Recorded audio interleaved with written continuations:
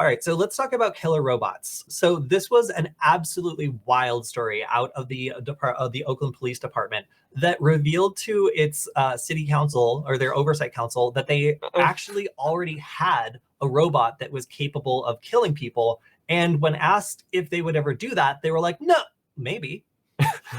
So, all right, let's go to this story. This came up because they were attempting to establish policies with their civilian commission about what would happen with certain types of military technology or robots. So the council was under the impression that they did not currently have any killer robots, but during the discussion of this militarized equipment, it became known to them that the police department had something called a pan disruptor. Now, this is a percussion actuated non-electric, but what it actually is a shotgun. And a shotgun is a pretty simple weapon. So it's a tube with a primer, with a striker in the back to set off a shotgun shell. And in this case, it was designed to be able to blast through doors or hold a blank or hold certain non-lethal ammunition. However, as shotguns do, you can put pretty much anything in there, including lethal rounds. So this might not sound like a big deal, but upon being asked about this, the police department was actually kind of like,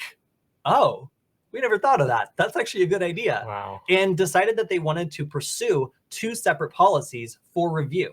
Now, these two separate policies were this. One policy that says absolutely no shooting of people with robots at all. We don't want to be shot with a robot. We don't want you deciding who gets shot with robots.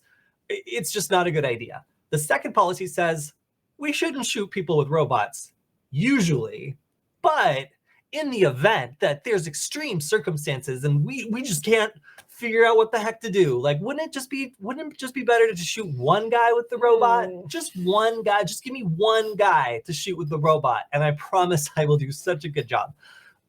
To be fair, police have already killed someone with a robot. I think the police department in Texas strapped a bomb to a bomb diffusing robot and sent it over to go walk and sit down next to a sniper. So this is something that's already been done, where in the heat of the moment, police departments will absolutely use a robot that was not meant to kill someone because they feel like it's necessary and they're just going to justify it later.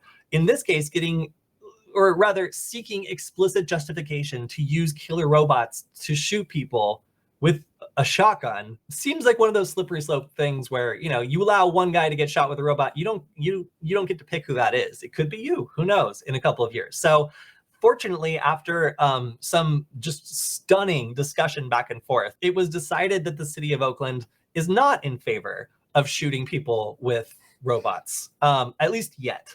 So the police department decided to reverse their recommendation for the second policy that allowed for sometimes shooting of a person by a robot. And of course, I would agree with that. I don't want to be shot by a robot, and I think most people don't either. They have stressed that they have never used live ammunition in training exercises, and it's just not something that I think we really want. So I'm glad that they decided to come to the decision that no killer robot should be on the streets shooting people.